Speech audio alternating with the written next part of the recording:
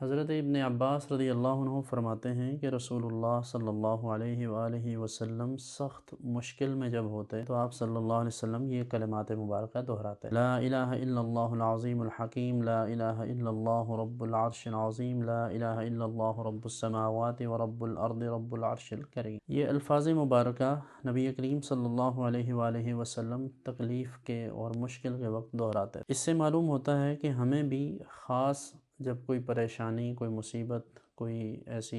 تکلیف لاحق ہو تو ہم بھی ایسے وقت میں آقا کریم صلی اللہ علیہ وآلہ وسلم کی اس سنت کو اپنائیں، اور اس سے ہماری بہت ساری مشکلات آسان ہوں گی۔ یہ اللہ کا ذکر بھی ہے، اللہ کی بارگاہ میں گویا کہ ایک دعا کی صورت ہے، اور مالک کریم جل وعلا کے ہاں وہ چیزیں زیادہ مقبول ہوتی ہیں جو اس کے محبوب بندوں نے ادا کی ہوتی ہیں، اور یہ تو محبوب اعظم صلی اللہ علیہ وآلہ وسلم کا کیا ہوا عمل ہے۔ اس لیے تمام سامعین، ناظرین، سامعات و ناظرات سے یہ گزارش کہ وہ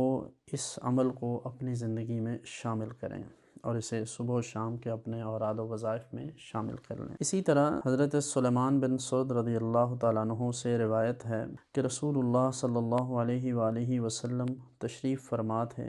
کہتے ہیں کہ ہم بھی حضور کے پاس بیٹھے تھے تو حضور اکرم صلی اللہ علیہ وسلم کی موجودگی میں دو شخص آپس میں لڑ پڑے، اور استب رجلان عند النبی صلی اللہ علیہ وسلم، حضور کے قریب آپس میں ایک دوسرے کو گالیاں دینا شروع ہو گئے۔ تو نبی کریم صلی اللہ علیہ وسلم نے ملاحظہ فرمایا کہ ان میں سے ایک شخص دوسرے کو غضب میں برا بھلا کہہ رہا ہے، تو اس کا منہ سرخ ہو گیا غصے سے۔